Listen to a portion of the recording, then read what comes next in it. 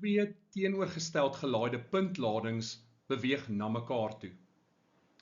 Die puntladings beweeg teen. Die korrekte antwoord is D, toenemende versnelling.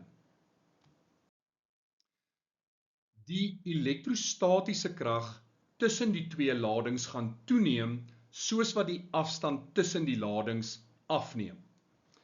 Kom ons kyk gou na ons vergelyking. K gaan konstant bly. Die lading op die een puntlading gaan konstant bly en die lading op die ander puntlading gaan ook konstant bly.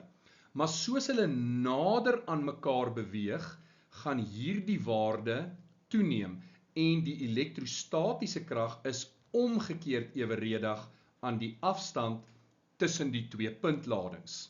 Soos die afstand kleiner word, gaan die elektrostatiese krag groter word. Nou kom ons kyk na Newton se tweede wet.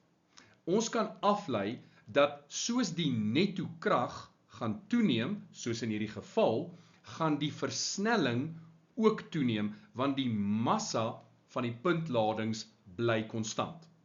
So, met ander woorde, soos die puntladings nader aan mekaar beweeg, gaan daar 'n toename wees in die elektrostatiese krag tussen die ladings, en soos die elektrostatiese krag tussen die ladings toeneem, gaan die versnelling van die puntladings ook toeneem.